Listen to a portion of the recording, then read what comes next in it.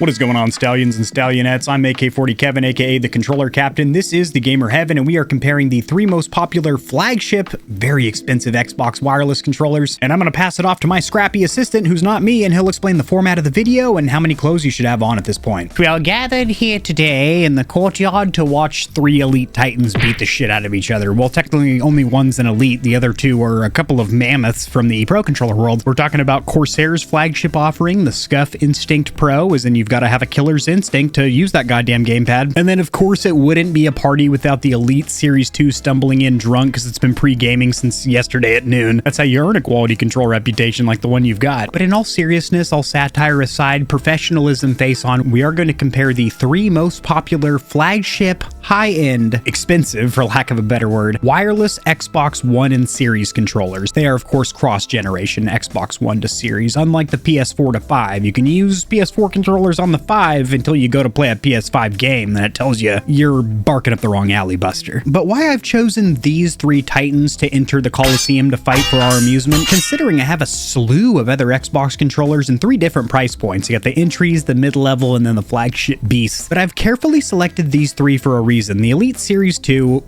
is the best-selling pro controller of all time. The DualSense Edge is eventually going to catch up with it neck and neck because they are both first-party controllers, heavily marketed from Microsoft and Sony, readily accessible. They're sold in brick and mortar stores, Walmart right there in the gaming section, Best Buy, you've seen it there, Amazon, Newegg, it's all over the place. You can't turn your eyes anywhere and not see a box. And Microsoft ain't really new to the game. The first Elite dropped in 2015. I've got a slew of content on the channel about that. Then the revision, the Series 2, came out in 2019. Then the Core, which is a whore for sure, release date right here on screen. And there are pretty validated leaks showing that we are going to get an Elite Series 3 sometime in 2024. Radical, so it makes sense that the Elite Series 2 is here. Now, Scuf, also a huge pro controller company, probably the most famous if you get away from just first-party joints and into the third-party world. A lot of casual controller players don't know that HYPR exists, or Battle Beaver, or AIM, or Cinch, or Mega Mods, but they all know about Scuf because the marketing campaigns have been extremely aggressive. It's owned by Corsair, who also owns Origin PCs and Elgato, and the controllers as of recent for this console generation, so the last 3 years, the Series S and X and the PlayStation 5, have been really good. Not to mention the quality control has drastically been whipped into shape when Corsair acquired Scuf. And then the latest entry is being called the greatest by many, and that is the Turtle Beach Stealth Ultra, and it is a hell of a controller. If you haven't caught my comprehensive review, it is linked in the description below. Actually, all the reviews for the three controllers that we're putting head to head are going to be linked in the description below if you want me to go part by part, component by component, deep dive into that one controller. But in this video, we're going to be comparing the three controllers on a multitude of categories and finding out who is the winner. What's the best Xbox/PC controller? Keep in mind, you get an Xbox controller, of course it's going to work on PC. I mean, a baked potato, a pager, your mom's diddly bit in her drawer, it's all going to work on a PC. You can push driver support for it. Welcome aboard, Stallion or Stallionette. Over 200 gamepads tested, not letting off the throttle. Controller looking like a model. Reviews go down smooth. Pass me the bottle. I got paddles. Back to the lobby with a waddle. Gaming news, gear reviews, more controllers than you can use. A man of many faces, recording by the Smokin' Aces. I wasn't born the controller captain. It was you bucking Broncos that made it happen.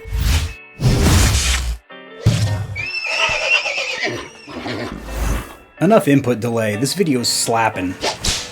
How this video is going to be structured or organized, it's going to be just like my individual controller reviews where it is broken part by part, component by component, which is going to be timestamped, reflected in the description and timeline of the video. So if you're looking for one topic, you can find it there. But I know you're not going to jump ahead to the verdict like a sleazewad. You're going to watch the whole video. It's long as shit, and you're just going to sit there patiently. But let's just kick off this comparison with the packaging and included accessories. And in my opinion, Scuf is a little bit under par here because they are the only controller that doesn't include any kind of a carrying case to protect your controller and also keep all the loose accessories together. And that's also interesting considering it's the most expensive controller in this comparison. Packaging wise, Scuf has the theme color of this kind of burnt orange, which is super dope. HYPR's kind of not ripped it off, but they've emulated it and it looks good. Then the Elite's also quite an unboxing experience. Word of her has gotten around the town. We know what she's here for, and it's breaking in people's hands, but being a damn good controller when she's not broken. And then the Turtle Beach, the packaging wasn't necessarily stimulating, but you do have a very nice protective carrying case, which holds holds all of your loose accessories, and you do have a dongle, which the other two controllers do not have, because they are both using what's called Xbox Wireless to connect to the console, which is Microsoft's proprietary wireless connection to their console, so you shouldn't get interference with other devices like Bluetooth and other dongles. Keep in mind you can also get a $20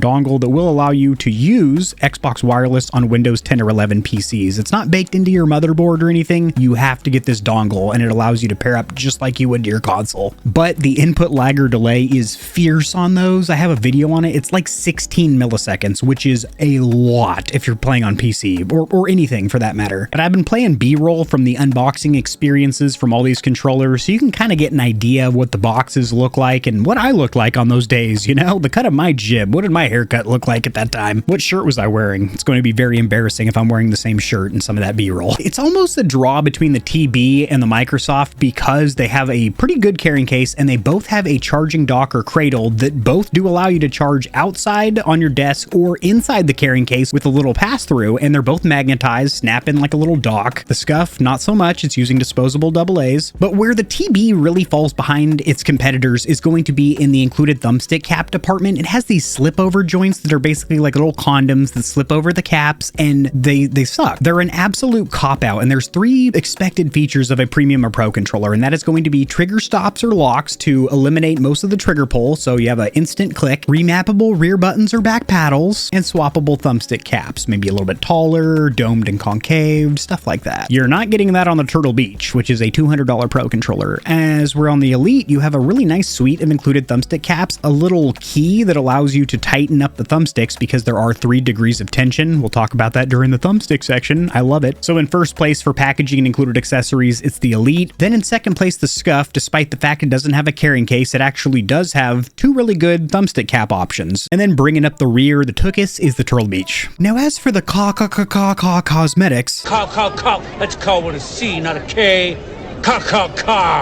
As for the cosmetics or appearance, this is incredibly difficult because these are 3 of the most gorgeous controllers I've ever laid my eyes on. The Elite, classy, understated with that flat matte black design. We're not even talking about the core variant because that wouldn't even be involved in the conversation. It'd be dead last because it looks and feels cheap and ugly. But the OG Elite Series 2, it has a rubberized soft touch material which looks and feels phenomenal, and I've barked about the appearance of the Elite Series 2, praised her in the past for being gorgeous, and I'll do it just once again. It is one of the most beautiful controllers, and that's why I've had this controller since 2019 and I have not customized it. Yes, indeed, you heard me correctly. This is the same controller, the Elite Series 2, that I've had for 4 years, late November of 2019, and it still works flawlessly, and I do use it frequently as well. It's not one of the controllers that just sits on the wall or something. This is in the living room and I use it a lot. Top 5 used Xbox controllers I have. Scuf is also gorgeous. However, with the Scuf, you do have a few options which you're not going to have with the Turtle Beach or the Elite. They're going to look all the same. With Scuf, you have these magnetized faceplates which pop on and off, and you can buy replacements on the Scuf website to change up the look of your Pro controller, which I think is really sick. Not to mention the stalker that I have here, which is kind of this graphite gray with caution or burnt orange around the anti-friction rings, is so goddamn gorgeous. Then we pick up the Turtle Beach Stealth, and things don't get any easier. My decision gets harder because this is a beautiful controller as well. I will say it's not as subtle, it's not as timid, it's more rambunctious. A lot more stuff going on here. You've got bronze on the bottom, you got black on the top, rubber grips on the side, and then silver on the top. So a little bit of a clash of colors here. And because things just don't blend together and sit as well, first place is going to go to the Elite Series 2, second place to the Scuf Instinct, and third place to the Turtle Beach, but they're all good looking controllers. As for ergonomics or comfort, the Elite Series 2 and the Scuf Instinct are almost identical because they have the identical shape and shell design, the same shape, but the rear buttons do make a big difference here. With the Elite Series 2, you can remove 1, 2, all of the paddles if you want, but we're talking about it with all 4 of the paddles installed because, you know, that's the Pro controller way. One of the most comfortable 4 rear button, or paddle I should say, designs I've ever felt. Absolutely beastly. The Elite 1 I wasn't a huge fan of. I'm not going to get into it here because this video is going to be longer than it needs to be already. There were some major revisions from the original to the Series 2 as it applies to the rear paddles, and this thing feels stupid comfortable in hand. The Instinct Pro is comfortable, but not as comfortable comfortable. You do have these 4 rear buttons that are sunk damn near flush with the rear shell, but they stick out at just a kind of a silly angle. Yeah, you can see that. Hell yeah, you can. Which I'm not a huge fan of, but the rubber grips do feel better than the Elite Series 2's rubber grips, which are more durable than the original, but a little bit harder. So you sacrifice comfort, how good it's going to feel for you, but it should last longer for you. These feel phenomenal, but are more susceptible to break apart. I've already heard reports of these peeling on people. Then you've got the Stealth Ultra, which has some killer rubber grips, but only on the side. They're smaller than the competitors. It doesn't wrap all the way around the palm grips. It's just on the side, which I thought was kind of silly, but they do feel the best of all the rubber grips here. It would be Turtle Beach, Scuf, Elite for the rubber grip department. But as far as overall comfort's concerned, this is a different beast that's using a different shape and shell design. The palm grips are more rounded. Also, they cut in a little bit further here too, and it is a gosh darn comfortable controller. In fact, more comfortable than the guys we're talking about here. So it is going to be first place the Turtle Beach, second place the Elite Series 2, and third place Scuf Envision. Did I say Envision? Instinct. I might say the Envision a few times throughout the video. Instinct is what we're talking. The Microsoft Elite Series 2 and definitely the original, its predecessor, have the worst reputation for coming out of the box with stuck-in face buttons, stick drift, and broken bumpers. And while there was a quality enhancement from the Elite 1 to the 2, and then there was a midlife refresh that is virtually indistinguishable from the outside, however, some of the internal parts were changed, and then with the release of the core, Microsoft claimed in an official statement on their blog on their website that they had changed pretty much all the internal components to enhance reliability. I did a teardown or disassembly on the channel, compared them side by side, and to my corneas, and to the video proof for all the fine people of YouTube, they were identical. The reason the Elite Series 2 has such a bad reputation is, one, they sell more than any other controller, so statistically, you sell more of them, there's a possibility that more of them fail. However, the failure rate is absolutely higher than it should be, and that is because these controllers are given the same amount of attention during the assembly process as a standard Xbox controller, and to my knowledge, there is no human hands that touch them before they actually get put into the box. They're basically assembled by machine, just like the standard controllers, and then somebody might just grab them and put them into a box on the assembly line, but they're not sitting there testing them out like a custom controller from AIM, Scuf, Battle Beaver, Hyper, Cinch, Megamons, etc. that start with a stock Nintendo, Sony, or Microsoft controller, disassemble it, and customize it, then they test everything to make sure that it's working, although sometimes they fuck that up. Since the Elites are prepared for Microsoft just like a standard Xbox Series controller, sell a whole shit ton, and share a lot of the same components as a standard controller. If you look at it, these are the face buttons of a standard controller, just a different color. And the internals, a lot's the same. Now, I am in a very, very rare camp. I have had this exact unit since 2019. This is my OG first Elite Series 2. It's a little dirty, but I did clean her up earlier, and I have no issues. No stick drift, no broken bumpers, stuck face buttons, peeling grips, anything like that. But again, that is a freakishly rare case. And usually, potentiometer thumbsticks will not last you that long. Prior to being acquired from Corsair, Scuf had a terrible quality control reputation themselves, but it was whipped into shape with that acquisition of a new parent company, and also they started making better controllers. They got away from that terrible rear paddle design, which was just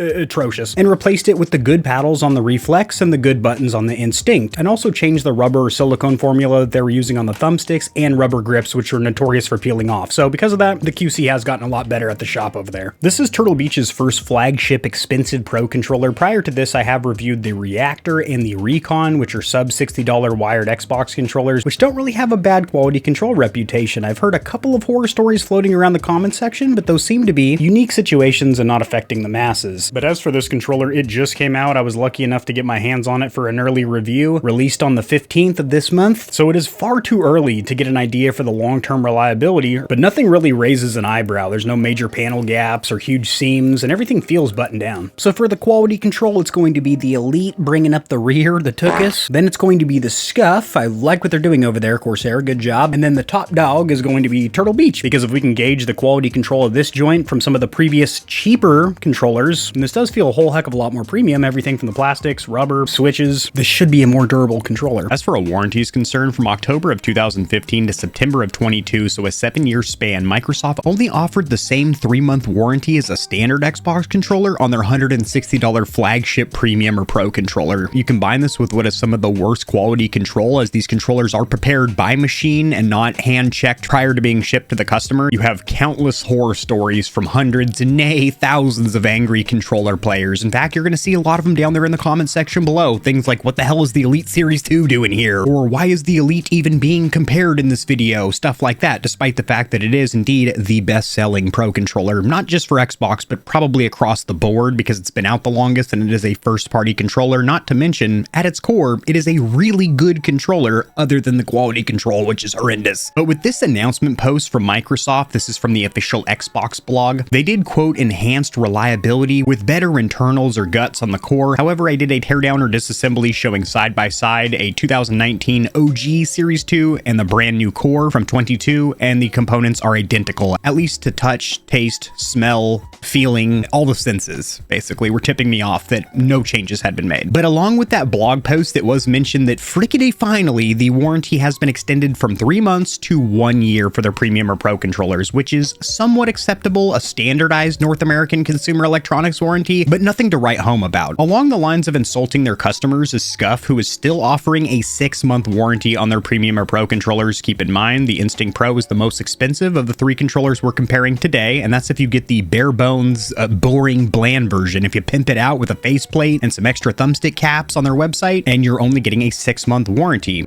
That's kind of unfortunate. And Turtle Beach is also offering 1 year of coverage, the same thing as they do with their headsets and other peripherals. So my advice to my audience is if you are going to pick up one of these controllers, do not go directly to the source. Don't buy from turtlebeach.com, do not buy from scuf.com, buy from Walmart, Amazon, or Best Buy, because you have this major third-party retailer that has a solid, pretty much no questions asked return policy to where not only if the controller breaks in your hand, but it just sucks meat. It doesn't stimulate you. You can return it. The little drop down, hey, not satisfied with my product, you get a prepaid shipping label, stamp that on the box, send her on her way. Having said that, since the Elite Series 2 has been out the longest, I see them on sale pretty frequently, especially around the holidays and Black Friday, Cyber Mondays, things like that. And with the Elite Series 3 on the horizon, at least these leaks floating about, the Series 2 is going to continue to be seen on sale. My next piece of advice there, if you are picking up an Elite Series 2, do not buy the core. I repeat, do not buy the core. You might be thinking to yourself, Kevin, I only need like a couple of accessories. It's going to save me about 20 bucks to not get the whole kit and caboodle. There is zero difference as far as the parts, the components used, they are identical. The only difference is that the core looks and feels incredibly cheaper because instead of having a rubberized soft touch matte black faceplate, it's hard porous white plastic, and the rubber grips feel harder, and you get no included accessories, no carrying case, no paddles, the main staple of a Pro controller. To me, the core is just a whore for sure. She was a hoe.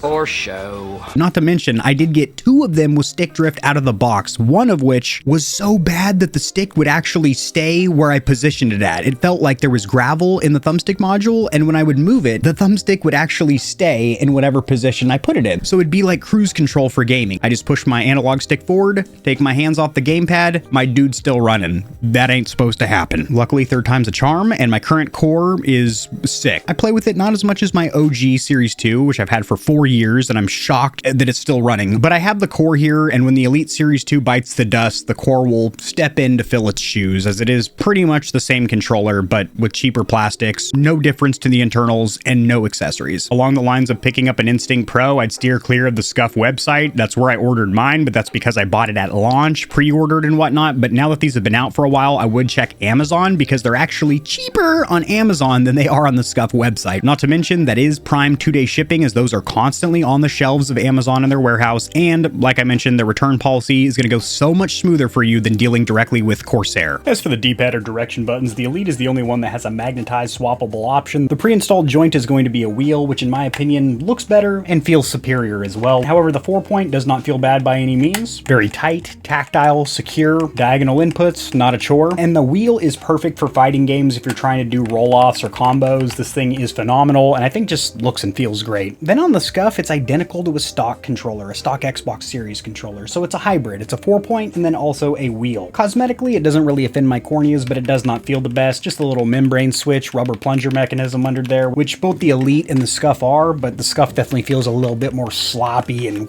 loose down there. So not surprising, we got last place, we got our runner-up, and we got our winner chicken dinner over here with the Turtle Beach Stealth Ultra. This is a 8-way micro switch D-pad, and granted it's not rated for a certain amount of millions of clicks, like 5 5 million on these face buttons, but it does feel phenomenal. It's not obnoxiously loud. I wish it was just a skosh quieter though. But the feeling of this is uncomparable to these two joints. It is phenomenal. If you rest your thumb right in the middle, you are in instant control of 8 gates in any direction. Also, it's pretty flush with the front faceplate. Looks cosmetically nice. Winner. As for the face or action buttons, this is a quick and easy conversation because 2 of these bad boys have stock Microsoft buttons, just like a stock $60 controller off Amazon. Actually, you can get them on sale for about $45, which means that these can get jammed into the high Cs very easily. They're just a typical membrane switch, so it has a little rubber plunger mechanism under there that feels a little bit squishy and mushy, but also not very loud either. I do like that. But if you want my opinion on size, spacing, and shape of these face buttons, check out my stock Sony versus stock Microsoft controller comparison. I like the PlayStation buttons quite a bit more because they're flat, not round like Xbox buttons. As for the Turtle Beach over here, not bad. They are rated for 5 million clicks. I did mention during my initial review, it was the only cosmetic looks thing that I just wasn't a huge fan of. These face buttons look a little bit cheap. They have this glittery silver lettering underneath a plastic jewel, but they do feel phenomenal. Tight, tactile, clicky, and have a good amount of resistance, so you're not going to get any accidental actuations if you rest your thumb over the action buttons. You have to be deliberate and want to press those buttons. Don't really care who's in second and third over here. You guys can fight it out down there amongst the losers. Winner right here. As for the accessory button suite, so this is going to be the Xbox pause and option, share button, 3.5mm headphone jack, any additional profile swap or turbo buttons. And in the case of the Turtle Beach, it's got a little trick up its sleeve here, a little Mad Hatter. It has a massive screen. Well, not massive. It's about the same size as an iWatch, but I did do a tour of the screen during my initial review, which I'm sure you caught, and you can do a hell of a lot with this screen. Everything from controlling the 4 vibration motors to setting up axes and dead zones of your thumbsticks, even social media alerts, which at first I thought was going to be super stupid, and it is, in my opinion, if you're using it for social media. I don't want to get alerted because I got a couple of updates on my last post when I'm trying to escape reality and dive myself into an immersive, fictitious world. But what is really cool, the Techni during his review mentioned a couple of like real world scenarios of notifications, such as his Ring security system and a medical alert that he was getting on the screen, which is awesome that it has third-party application support like that. The possibilities are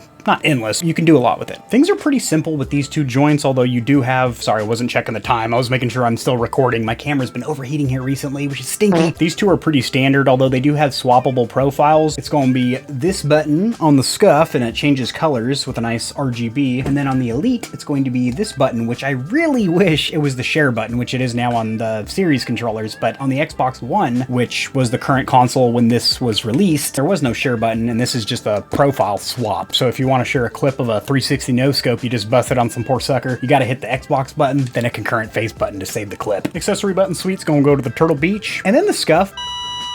As for the thumbsticks, analog sticks, joysticks, front niblets, doodads, giblets, whatever the hell you want to call them, what needs mention right off Jump Street is the fact that the Turtle Beach does use magnetic Hall effect thumbsticks, which are far less likely to develop stick drift. You can have a recentering spring go out on you. When I say go out, it loses tension as these are spring loaded, just like a potentiometer thumbstick module. That's what gives you that resistance, that feeling of I'm actually moving something with my thumb. But durability wise, this takes the cake. As far as feeling, we're going to start with the thumbstick caps and then move our way down to stems and shafts and then the bases. I'm probably confusing you. Don't let it happen. So starting at the tops, Turtle Beach is bringing up the rear because it has caps that are little slipovers. It doesn't actually have swappable sticks, which is insane. The Microsoft Elite has 6 options and most of them are pretty damn good. In fact, I like all of them for different situations. I usually like to have the dome on the left and the high concave on the right. Then Scuf comes with 2 pairs. 2 short concaved, 1 short domed, and 1 tall domed. But for somebody like me that prefers dome sticks as long as they are grippy enough, if they don't have enough grip on that rubber silicone, then I have to go with concave sticks. It just makes sense because it dips in and gives you a little dish for you to put your thumb in. But if they are grippy enough, I like the shape of dome sticks like the DualSense Edge and the Scuf Instinct Pro. Included thumbstick cap option is going to go to the Elite, then to the Scuf, then to the Turtle Beach, which is disgusting in that aspect. What I really do like is all 3 of these controllers do have anti-friction rings, so you are going to glide along smooth plastic when you're at full lock on the outside of your thumbstick gates. I absolutely love that because that is not a standard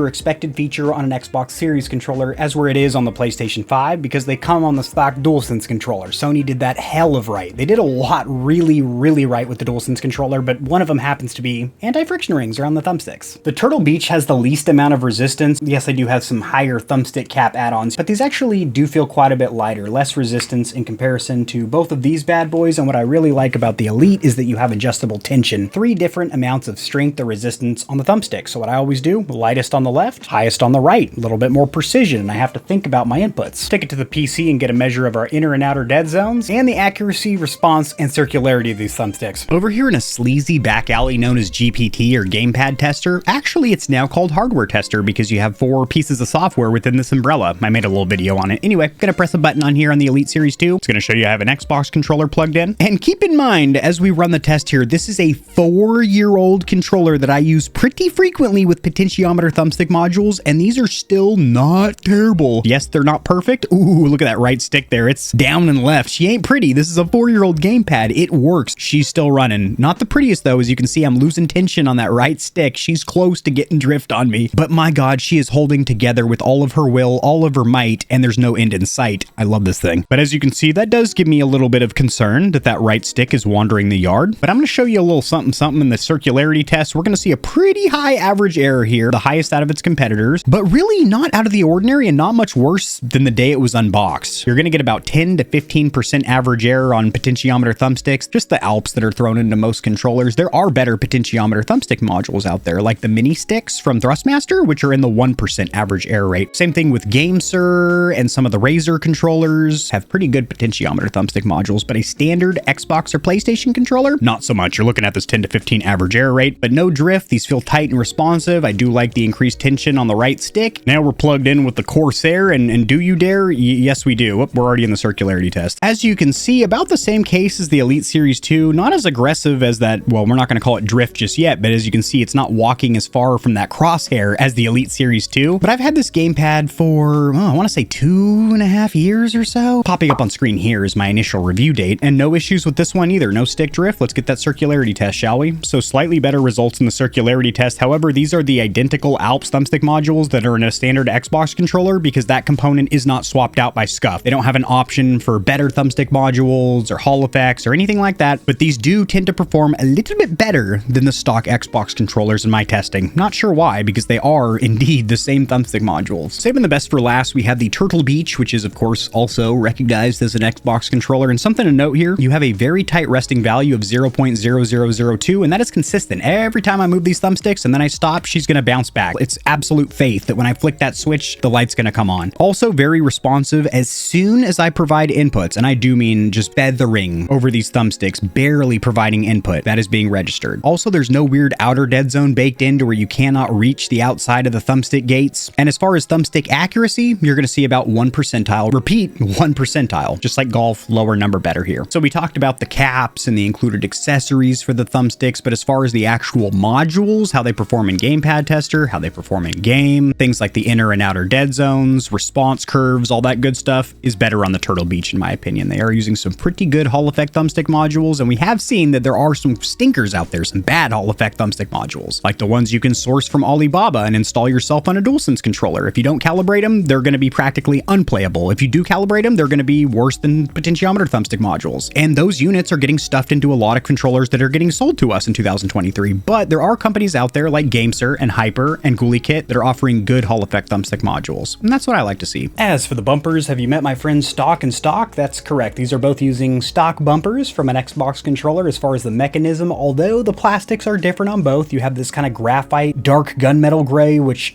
looks so damn good. You also have a little bit of etched pattern on here, but it's not like stippling or dots or anything, and it really doesn't do shit for grips. I know I'm talking about the triggers, but there's nothing on the bumpers neither. You don't have anything grip-wise on the Scuf bumpers, but you do have this really cool little hexagonal pattern, which is of course on the thumbsticks and the rear buttons. Scuf doesn't offer any kind of a mechanical mouse click bumper option, so we're gonna set this bad boy down. Same thing with the Elite, and these are notorious for breaking on people. What we've got to mention is the bumpers on the Elite Series 2 is a very common point of failure, so that's gonna put you dead last there, bud. And the shining winner in the front is going to be the Turtle Beach Stealth Ultra, as these are mechanical and feel absolutely phenomenal. You can actuate them with the meat of your index finger or with the tip. If you have a little bit longer index fingers, you might actually go up and over and hit this glossy piano black smudge in the top and not hitting the button. But for me, never had a false actuation, and I like the stippling, adds a good amount of grip and just feels good on the fingertips. As for the trigs, you do have two-way trigger stops, or on-offs if you will, on the Stealth Ultra, and they do actually work nice linear squeeze. I do wish they had more travel. They do feel shorter than these two bad boys, but unless you're playing a shitload of racing games, you probably won't even notice it. But when you do engage these bad boys, which you can do in gameplay without looking at the controller, bam, it's engaged. it does cut out about 95% of your pull. And keep in mind that's physical hardware on the controller, but also software-wise, whenever you engage these trigger stops, as soon as you press these bad boys, it is registered. Then you have the Elite Series 2, which has 3-way trigger stops, which are fantastic. You have the full linear pull for your racing games, you got a little midway stop that doesn't make sense to anybody, and then you got full lockout for your third and first person shooters where you want to sneeze and dump the mag and send them back to the lobby. And you might be thinking, Kevin, that's got to be the winner there, right? 3-way trigger stops? Au contraire, mon frere. The Scuf has on-offs, but they are a digital-like mouse switch. They're a mechanical switch, and it feels phenomenal. There is virtually no take-up or dead-end slop. They're just there for you when you need them. So this is with them off. It is a little bit tricky to turn these while you're in gameplay. You really do need to turn the controller around and get a fingernail in there. I've never been able to like pop them on while I'm playing, but with them off, you got that nice linear squeeze, and then turning them on,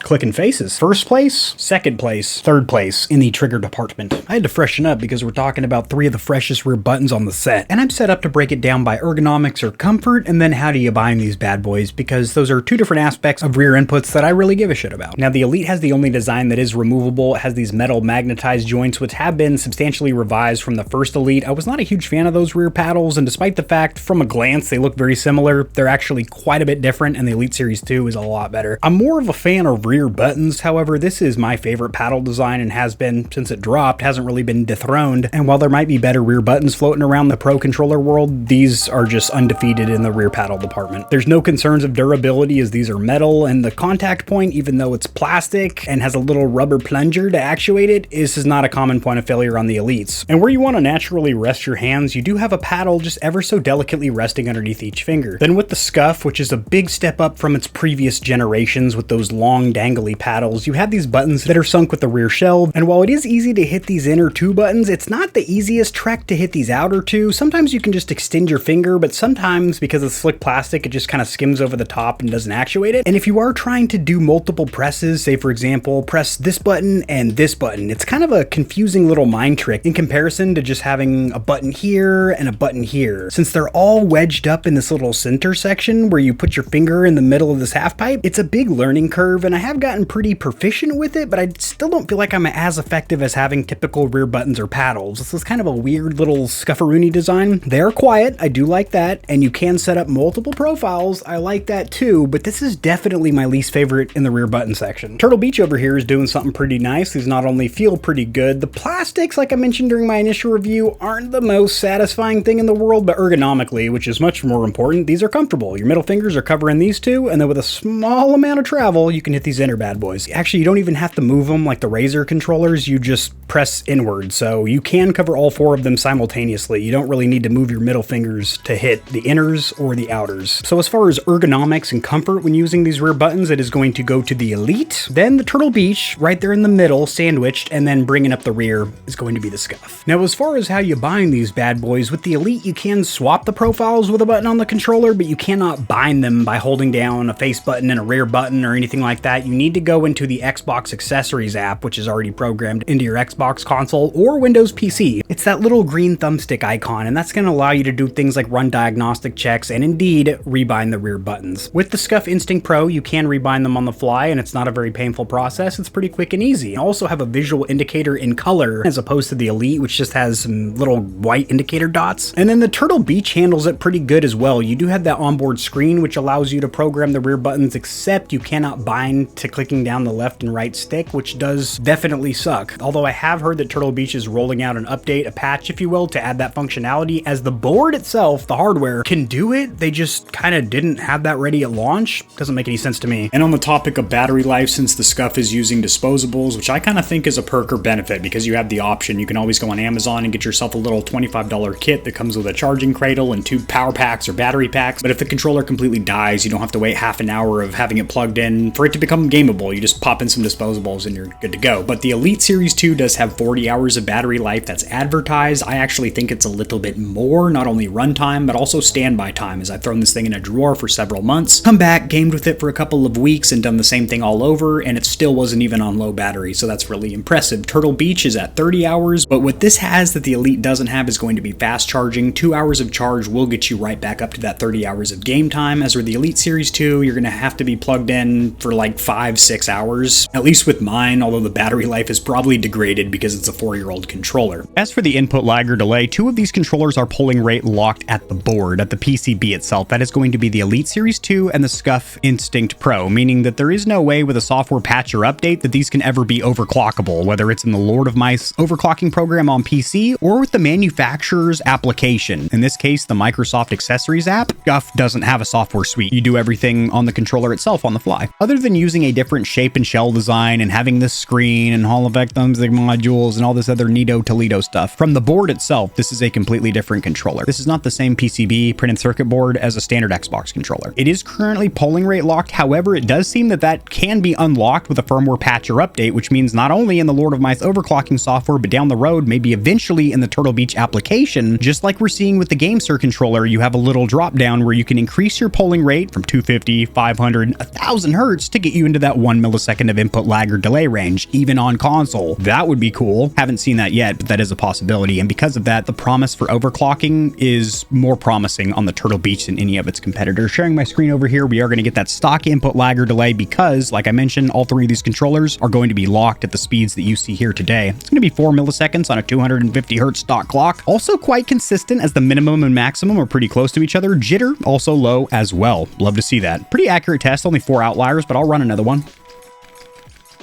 Okay, better that time. 2 outliers, which are going to be 2 very large or small numbers that don't agree with its comrades. Usually it's going to be at the top. This one did not happen to be. Where is she? But we are indeed at 4 milliseconds on a 250 hertz stock clock, which is the standard for Xbox controllers. Although some Xbox controllers, the older joints, are at 500 hertz, which gave them 8 milliseconds of input lag or delay. All newer series controllers that I personally have tested have all had this newer 250 hertz stock clock, and that's important considering you can't change that. Now over here with the Elite Series 2, see what I was just talking about? 8 milliseconds, baby, on a 500 hertz stock clock. Something to keep in mind that you're not going to like to hear if you're an Xbox fan, or you play on the Xbox consoles, I should say, is the fact that you're getting around 16 milliseconds of input lag or delay on the consoles and the PC. How this is known is the fact that the Xbox wireless adapter runs the exact same protocol, which is called Xbox Wireless, and that we can indeed measure, and we're going to in a second, and you're going to see about 16 milliseconds. Kind of a lot, considering the PlayStation 5 communicates controller to console through Bluetooth 5.1, which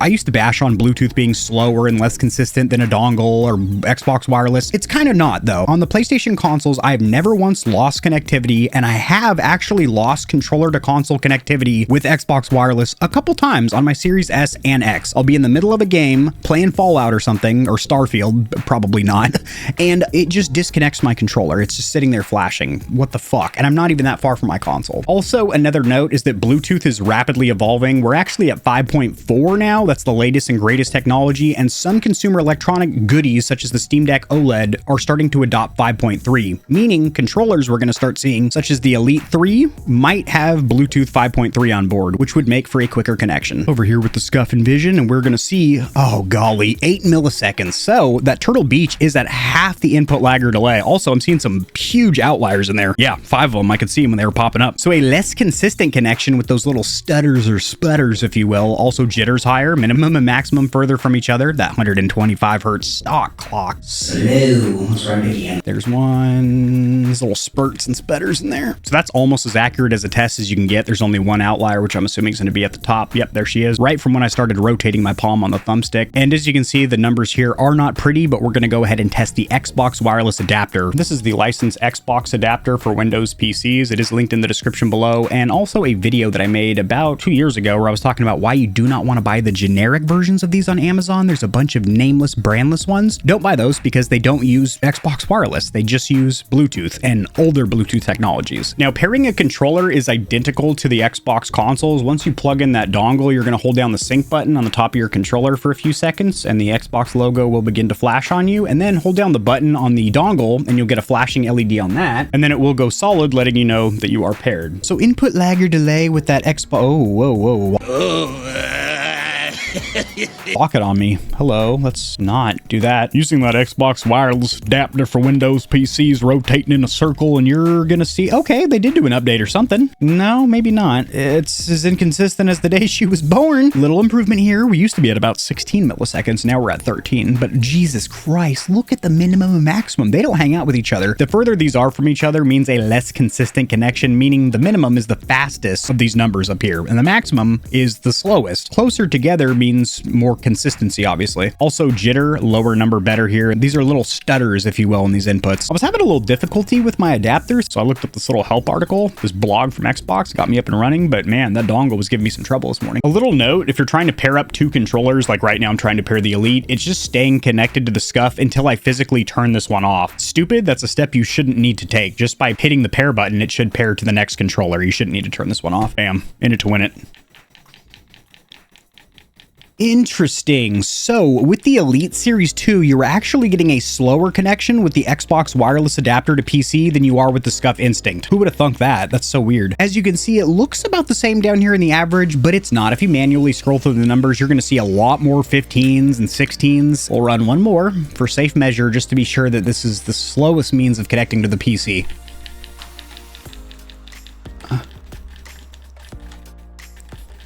Because it's so slow, this test is taking forever because the computer's not receiving its 1,000 samples very quickly. Okay, yes, it's stupid slow. 18 milliseconds. I'm going to go throw this dongle in the trash. Now we are connected wirelessly to the PC via that 2.4 gigahertz dongle that is included with the Stealth Ultra. And the input lag or delay with that included dongle is identical to the performance of going wired or tethered with this controller, which is going to be 4 milliseconds on a 250 hertz stock clock. So as you can see, this really isn't comparable. Whether you're on the Xbox side of the house or PC, wired or wireless, the Turtle Beach is going to be measurably faster than its competitors. These two competitors, at least. As for adapter or converter support, I am proud to say that all three of these controllers are usable on Xbox Series S and X, PlayStation 5, to play PS4 games and navigate the console. Every time you go to launch a PS5 game, you get that little error in the top screen saying, hey buddy, use that DualSense, why don't you? And the Nintendo Switch. So the three major current consoles, Steam Deck also kind of in there. And yes, you can pair via Bluetooth with all of these controllers, except the Turtle Beach. I haven't been able to connect to the Steam Deck yet, which it should be able to do because it has a Bluetooth pairable mode. You navigate through the screen like I did in that section of the initial review, and thus far it just keeps spinning on my Steam Deck and doesn't connect. With the Elite and the Scuf, I can use the little kickstand in the back of my Steam Deck case, prop that sucker up on my desk, and use a full-size controller if I want. Do I ever? No. I mean, the Steam Deck controls are already so comfortable. I just use it as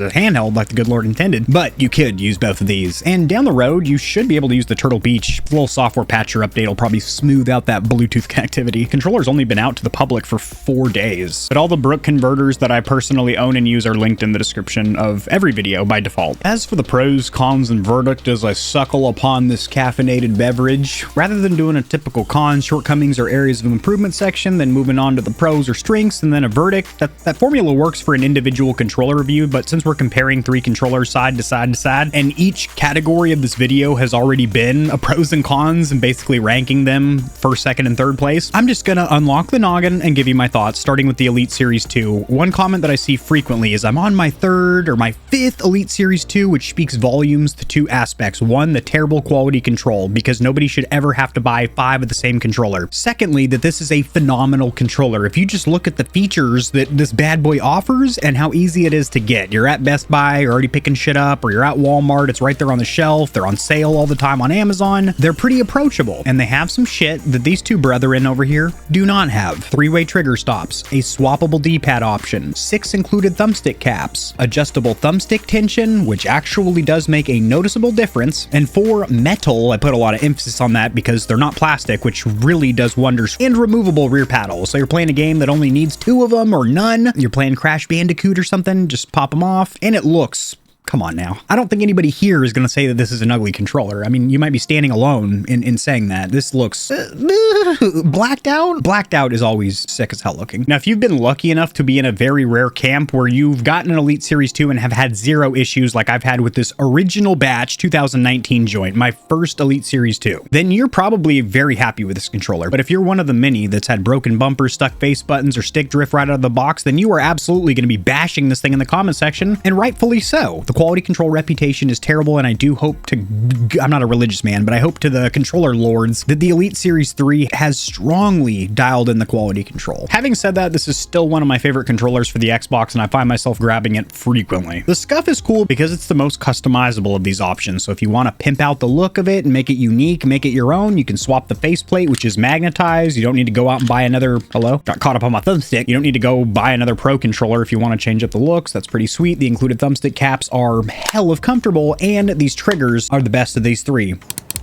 Clicking faces. Also, really good rubber grips, less than the Turtle Beach, but better than the Elite Series 2. Rear buttons here aren't terrible. They're a big improvement over the previous Scuf design, but they are the worst out of the three that we're comparing here today. It is the quickest process to bind the buttons on the fly. You have to go through the screen of the Turtle Beach, and you have to go through the Xbox app for the Elite. But at the end of the day, what makes this hard for me to recommend is the fact that this has the worst rear button design out of all three, has the shortest warranty at 6 months, and the input lag or delay on PC is double some other Xbox controllers. The newer boards are at 4 milliseconds. The older boards are at 8 milliseconds. And if you're running the Xbox wireless adapter, you're at about 14 milliseconds with this thing. 16 with the Elite. You don't even have to be some kind of esports athlete, some FPS lord sliding into every gunfight, swapping weapons and 360 no-scoping to be able to notice 16 milliseconds of input lag or delay. It does depend on what game you're playing, but anything like a shooter, a fighting game, a racing game where your inputs really do matter, yeah, that's definitely noticeable. And then we've got this newcomer, this fresh face and a nice looking face it is. I could stare at this till I get sick of her and move on to her hotter sister, but this is noticeably lighter than the other two controllers, yet feels like it has the same, if not more premium build quality. So that's pretty insane that this is a lighter controller, which is good for wrist fatigue and whatnot, but all the materials more or less feel just as good as its competitors. Both of those two do have a rubberized soft touch faceplate. This does not, but it does have some really nice cooling rubber grips. But some of the big notable features that I really do like about this bad boy is going to be those Hall effect thumbsticks, which do perform better than both of its competitors as far as the circularity test, tighter dead zones, perfect resting value, and should be virtually stick drift proof, unless that recentering spring goes out on you. Also, the D-pad is my favorite of the group. The Elite's a close second with that wheel. Face buttons and bumpers are not comparable to its competitors. They are better. Ooh, excuse me.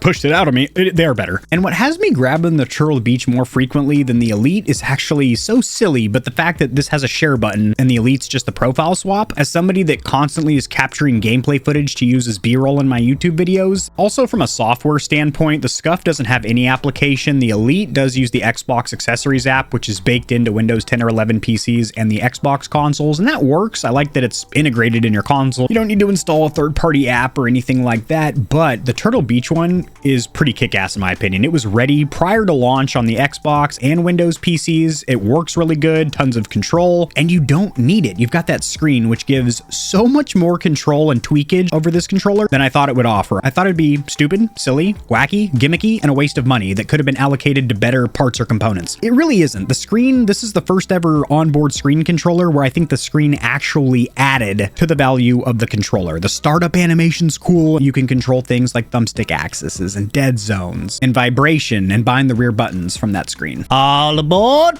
I guess that's a train conductor. Anyway, sweet. Let me put a little hamburger meat out there for you. Caught you walking up in the club. You got the hamburger meat all hanging out. Here it is. Boom. All right, it's like this, Stallions. Bringing up the rear of the pack. It's going to be the Elite Series 2. It's gorgeous, but it's been out the longest, and it's a little bit long in the tooth. It's looking a little bit dated. It's got the slowest input lag or delay. This isn't even a share button. This is a profile switch button. And the quality control on this thing is absolutely atrocious. Praise be to Moses. If this thing lasts you longer than 6 months, this bad boy is 4 years old and still plugging along. But what I recommend you do is buying from somewhere like Walmart or Amazon, so you got a little return label ready on standby in case this bad boy bites the dust on you. You can swap it out for a freshie. I'm sure that's some kind of consumer fraud, but fuck them. Should have made a more reliable controller. I would never buy an Elite Series 2 directly from Microsoft because I know that returning the son of a gun would be virtually impossible. A huge pain in my dick hole, the urethra tip. So I'd rather go through Amazon where I can just print the label, send her on her way. But the sweet serenading fact that so many people in the comment section say I'm on my 5th Elite or my 3rd Elite just goes to show that it's still a goddamn good gamepad despite the fact that the quality control is unacceptably bad and hopefully gets better over time. And while I'm hopeful for the Elite Series 3, there's really nothing left to do for the Series 2. The core was it. That was the midlife refresh and nothing was really done. All accounts, that is a worse controller than the original Elite. And while this still is a phenomenal gamepad, it is last place in this comparison. You You, what the hell are you doing here? You've got a 6-month warranty and are the most expensive controller here, but you also have the best triggers, have a magnetized faceplate, so if I want to change the look on you, I can, and the best feeling thumbsticks out of the box, and color-coded profiles that you can swap on the fly. But is that enough to get you the gold medallion here? No, it's enough for you to get silver. Now get out of my face. Second place for you. And if you're a smart stallion or stallionette, you've been able to deduce that there's only one gamepad left on the table, and that is going to be the Turtle Beach Stealth Ultra, which is going to take giggity gold. Man, slick. And I'm going to hold the pipe to this bad boy and let him get a couple of puffs because he's deserved it. He's tired. He just fought these two suckers off. And why this is a first place controller, because there were certain aspects or components, certain parts that I liked more from its competitors, such as the rear paddles on the Elite and the triggers on the Scuf. But the overall package on the Turtle Beach simply cannot be denied, from the unboxing experience to that nice included carrying case to the lowest input delay on console and PC. How do I know that it would be the same on console? Because you're using the same dongle on console, and since it is measurable on PC, trust me, the protocols aren't going to communicate any differently on that console. So while the Victrix Gambit might claim to be the fastest Xbox controller on the market, that actually requires an overclock to hit that, and an overclock only happens on the PC. You can overclock and then take it to your console and nothing is going to happen because that isn't flashed onto the PCB. It's a software program that's running in the background of your PC. Another little puff for you, sweetheart. Suck it long and deep. Smoke up.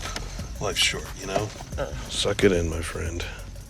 Suck it long and deep. This is why I don't wear glasses. You can clearly see all my lights in front of me. I don't like that. But to leave you with one final sentiment, I don't think you're going to be let down with any of these gamepads unless it breaks on you, which could happen with any of them. Warranty-wise, we got 6 on the Scuf, 1 year with the Turtle Beach and the Elite. And keep in mind, I always recommend buying from Walmart, Best Buy, or Amazon because you have that third-party customer support and refund policy. But in my personal opinion, that's a little too close to call. We're going to have to depend on our patented American Lights Applause-o-meter. It would go Turtle Beach Stealth Ultra, Scuf Instinct Pro, and then Microsoft Elite Series 2, in that order. Pretty close. I hate to do this, but I gotta give it to my man Dancing Rick. Thank you for watching. This has been AK40 Kevin, aka the Controller Captain. I will see you stallions and stallionettes. I'm just undressing as I sign off. Drop in the comments section below what you think of these 3 gamepads and what you're using to play on Xbox, and I will see you stallions. Oop, these are all linked in the description below, and I will see you stallions and stallionettes tomorrow. Peace. If you enjoyed the video, liking it helps it to get seen by more gamers, so this information will reach and assist them as well. Much like the back of the TV, I've got plugs for all of my socials down there in the description below. And your wallet will greatly thank you if you check the description because there are exclusive discounts on a ton of products, including controllers, KontrolFreeks, keyboards, mouse pads, clothes, and energy drinks. And keep in mind that you, the viewer, keep this channel running. The more stallions and stallionettes trotting around the stable, the better, so mollywop that subscribe button like it owes you money, and we'll have the same amount of fun tomorrow.